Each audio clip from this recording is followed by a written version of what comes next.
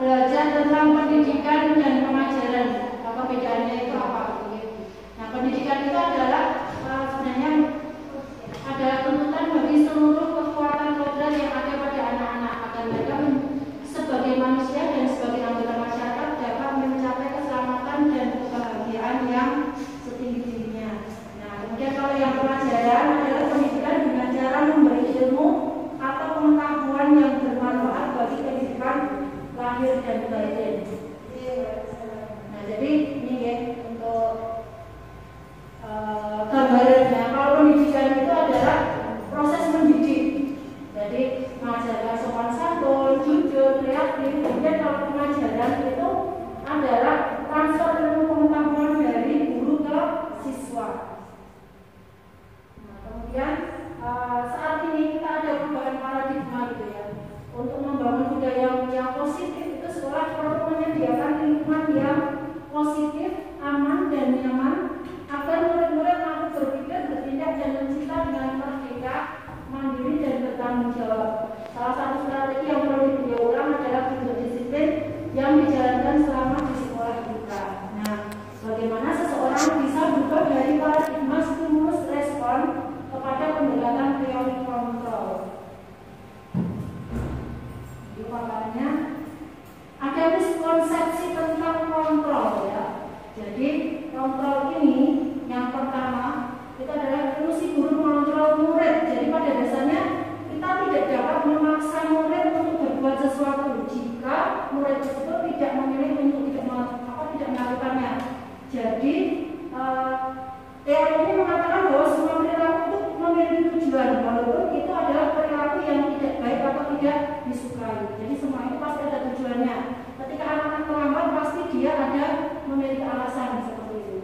Dan di sini guru itu boleh mengontrol murid apabila murid itu bersedia, ya bersedia untuk dikontrol. Kemudian yang kedua, bahwa semua penguatan positif, efektif dan bermanfaat. Jadi penguatan positif atau bujukan adalah bentuk-bentuk kontrol. Segala usaha untuk mempengaruhi murid agar mengulangi suatu perilaku tertentu adalah suatu usaha untuk mengontrol murid tersebut.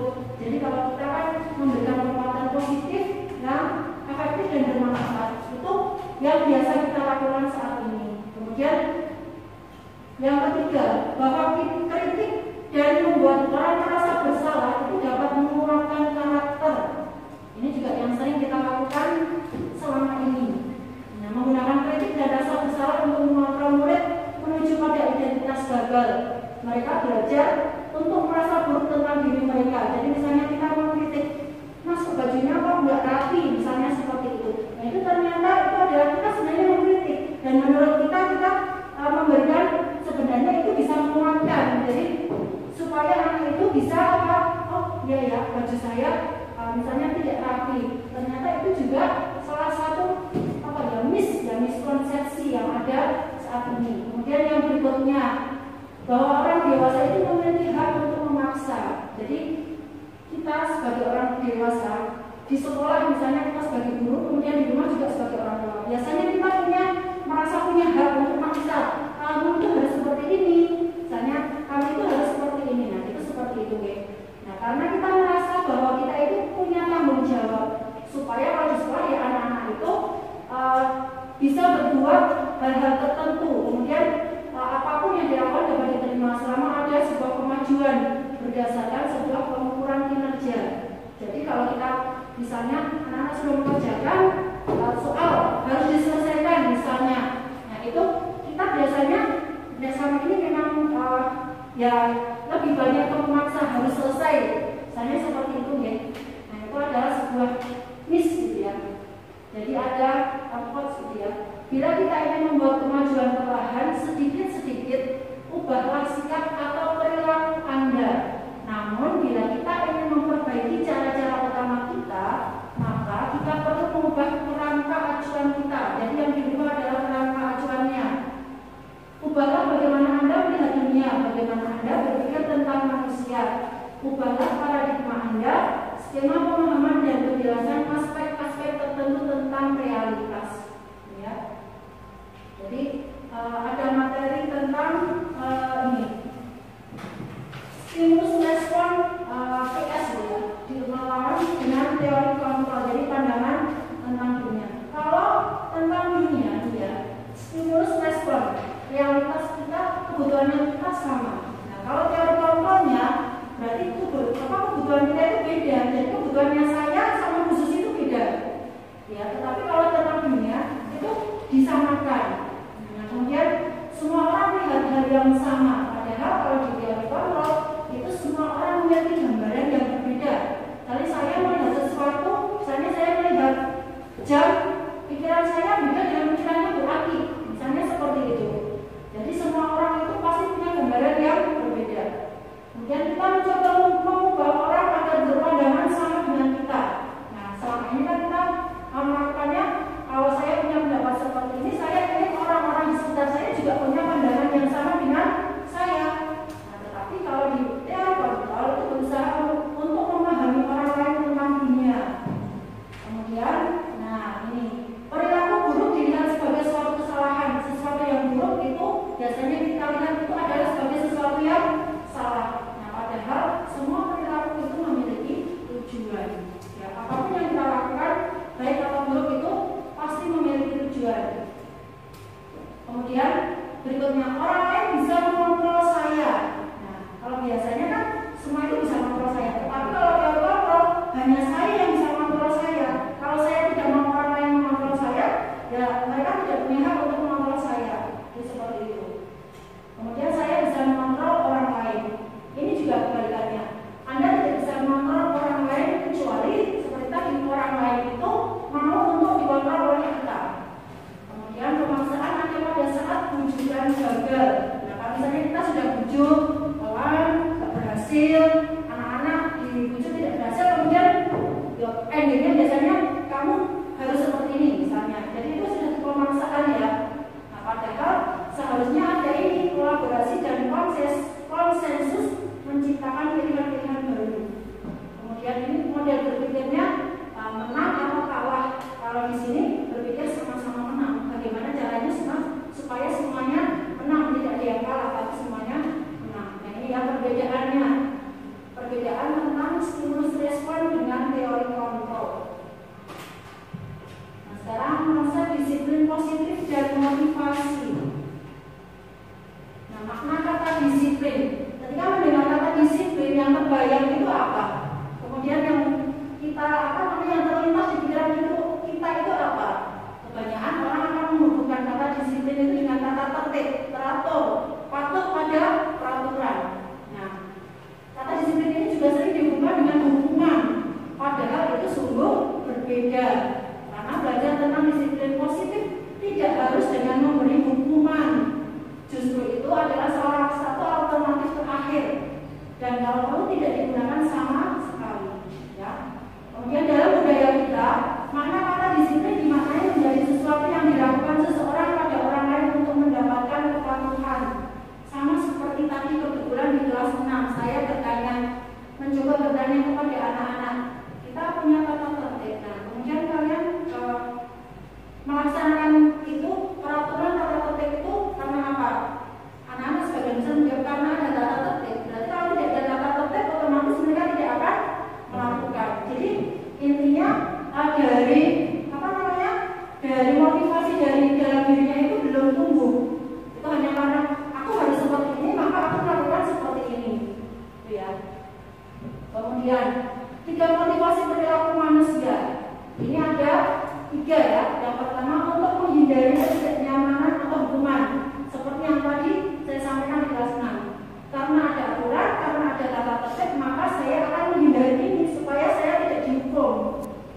Ya, kemudian yang berikutnya, untuk mendapatkan imbalan atau penghargaan dari orang lain. Biasanya saya melakukan sesuatu karena kalau saya melakukan ini nanti saya akan mendapatkan apa? Kemudian atau mungkin saya akan dihargai seperti apa? Oke. Kemudian yang ketiga, untuk menjadi orang yang mereka inginkan dan menghargai diri sendiri dengan nilai yang mereka percaya. Nah, ya, dengan motivasi ini akan apa? Kita akan bertanya sekali ini akan melakukan apa? Kemudian mereka melakukan sesuatu karena nilai-nilai yang mereka yakini dan hargai, dan mereka melakukannya karena mereka ingin menjadi orang yang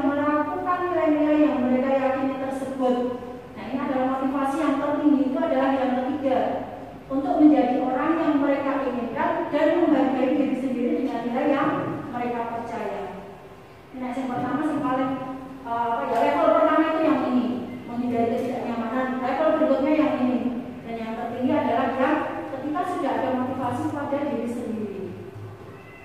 Kemudian, nah tentang keyakinan kelas. Oke, mengapa keyakinan kelas? Kenapa tidak peraturan kelas saja?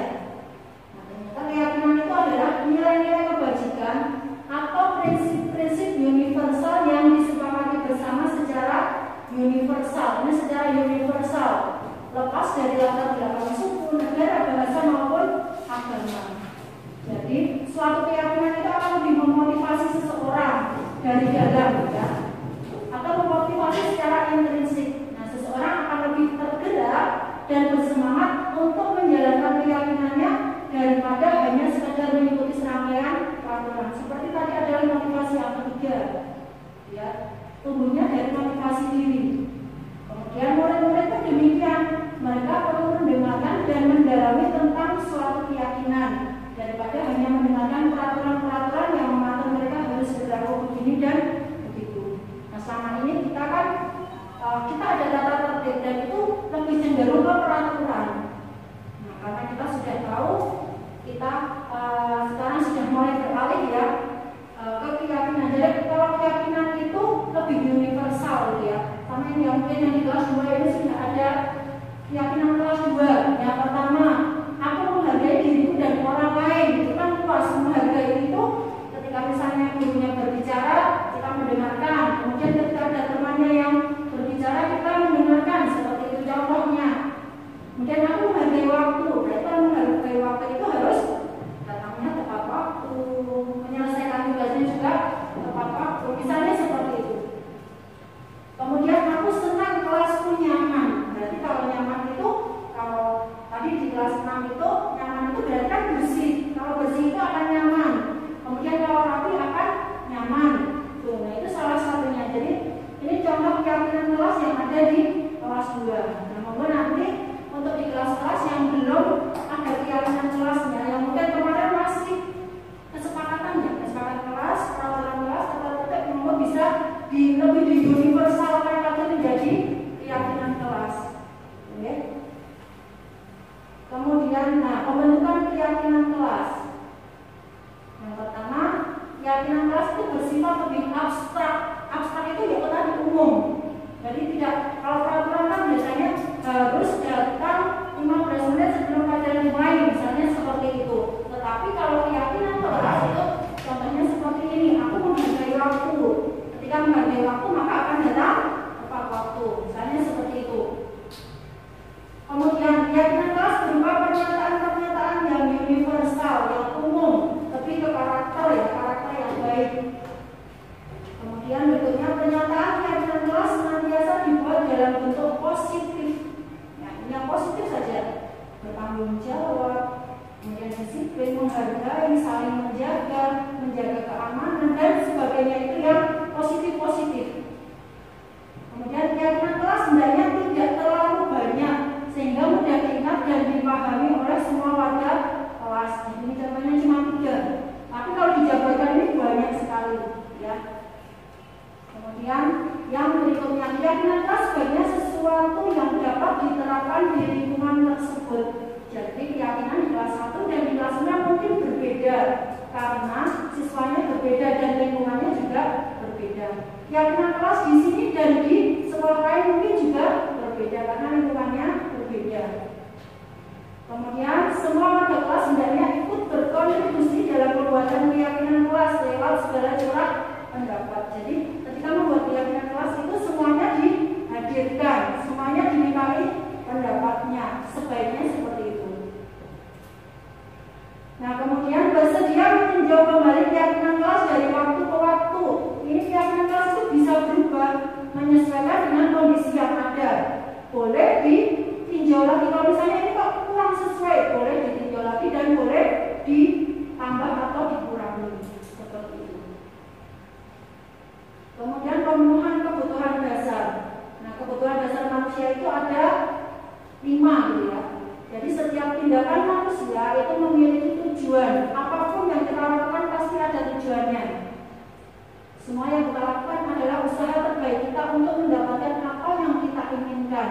Ketika kita mendapatkan apa yang kita inginkan, sebetulnya kita saat itu kita sedang memenuhi satu sama lain, satu atau lebih dari satu kebutuhan dasar kita. Jadi kebutuhannya adalah bertahan hidup, cinta dan kasih sayang, kebebasan, kesenangan dan kekuasaan. Jadi pasti apa yang kita lakukan itu ada di antara 5 kebutuhan dasar ini. Ketika seseorang mulai melakukan suatu perbuatan yang bertentangan dengan nilai-nilai kebajikan atau melanggar aturan, hal itu berarti sebenarnya karena mereka gagal memenuhi kebutuhan dasar mereka. Jadi kalau ada misalnya anak yang suka jaya sama temennya, itu pasti salah satunya ada di antara ini yang tidak terpenuhi. Misalnya ada yang suka jahil di sekolah, jahil karena di rumah tidak pernah diperhatikan orang tuanya, misalnya seperti itu. Kemudian ada juga yang hanya suka seneng-seneng, misalnya kalau di rumah biasanya sama orang tuanya penuh dengan aturan. Nah kemudian ketika di sekolah pengen yang seneng-seneng lah, apa main-mainan, semuanya dibuat mainan. Itu seperti itu contohnya.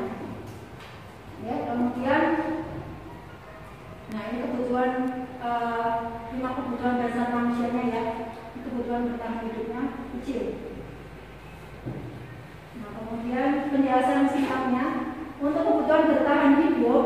Nah ini adalah kebutuhan yang bersifat fisiologis untuk bertahan hidup, misalnya kesehatan, rumah dan makanan.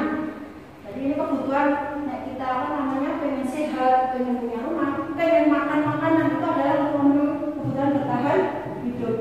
Kemudian cinta dan kasih sayang, jadi punya kebutuhan untuk diterima, semuanya pasti akan ini diterima gitu ya. Nah kebutuhan untuk mencintai dan memiliki kebutuhan akan hubungan dan koneksi sosial, kebutuhan untuk memberi dan menerima kasih sayang, dan kebutuhan untuk merasa menjadi bagian dari suatu kelompok. Ya kalau di kelas biasanya juga ya semuanya pengen diterima di kelas itu. Kalau ada anak-anak kita yang berbeda itu, kadang mereka juga sebenarnya dalam diri mereka juga ingin diterima, ingin punya dihargai sama seperti teman yang lain. Kemudian penguasaan, kebutuhan kemampuan atas kemampuan. Nah ini biasanya berhubungan dengan kekuatan untuk mencapai sesuatu, menjadi kompeten, menjadi terampil, kemudian diakui prestasi dan keterampilan kita, kemudian didamaikan dan memiliki rasa harga diri. Ya, yang berikutnya adalah kebebasan atau kebutuhan akan pilihan. Nah, ini adalah kebutuhan untuk bebas, adalah kebutuhan akan kemandirian, otonomi, memiliki pilihan dan mampu mengendalikan arah hidup seseorang. Kemudian kesenangan, kemudian untuk merasa senang. Jadi biasanya anak-anak yang suka bermain ya, mungkin kalau di rumah itu nggak pernah sepak bola, makanya kalau di sekolah kalau sudah ketemu bola, mereka akan sangat senang dan akan lupa waktu itu, karena mereka punya kebutuhan untuk mencari kesenangan bermain dan tertawa. Kemudian ada 5 posisi kontrol. Nah ini kalau posisi kontrol, kita sebagai guru di sekolah itu kita punya beberapa posisi yang bisa dilakukan. Nah ini ada Dian Rosen ya, mengemukakan bahwa guru perlu meninjau kembali penerapan disiplin di dalam ruang kelas selama ini. Apakah sudah efektif atau belum? Apakah sudah memerdekakan atau belum? Membuat siswa mandiri atau tidak? Kemudian setelah dilakukan serangkaian riset, nah itu ada kesimpulannya, ada 5 posisi kontrol yang diterapkan oleh guru. Nah 5 posisi tersebut adalah penghukum, membuat orang merasa bersalah, teman, pemantau, dan manajer. Nah nanti silakan kita introspeksi pada diri kita sendiri. Saya itu termasuk yang mana ya?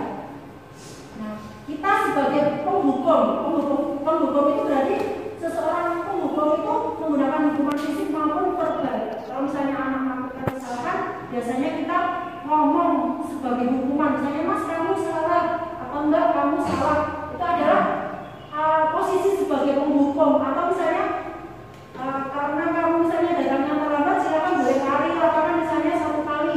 Itu adalah penghukum. Kemudian membuat orang merasa bersalah. Nah pada posisi ini biasanya guru akan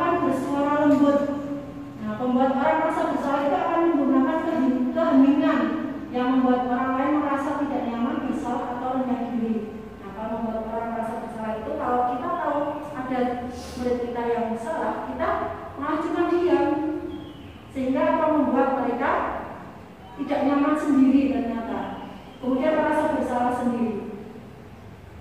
Kemudian sebagai teman, nah ini kalau sebagai teman itu guru ini tidak akan menyakiti muridnya, namun tetap berupaya untuk mengontrol melalui persuasi dengan dibujuk seperti itu ya. Kemudian monitor atau pemantau. Nah, memonitor berarti mengawasi. Pada saat kita mengawasi, kita bertanggung jawab atas perilaku orang yang kita awasi. Posisi pemantau berdasarkan pada peraturan dan konsekuensi. Kemudian yang terakhir adalah manajer. Ini adalah posisi terakhir.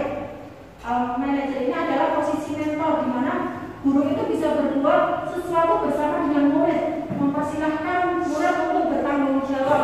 Kalau melakukan kesalahan, nah kita mempersilahkan untuk murid itu memperbaiki kesalahannya sendiri, kemudian mencari solusinya sendiri atas permasalahannya.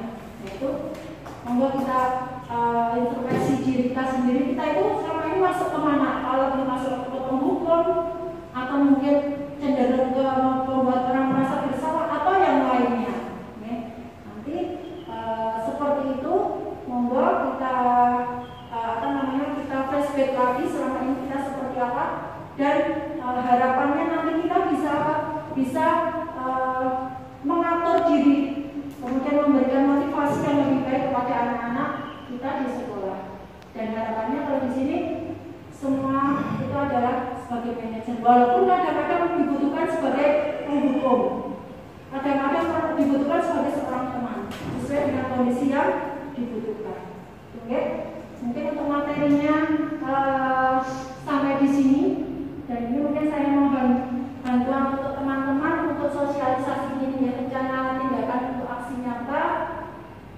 Untuk yang tindakan yang aksi nyata untuk saya, ini adalah judulnya adalah penerapan budaya bersih dan peduli lingkungan di SDT Arama Hikmah.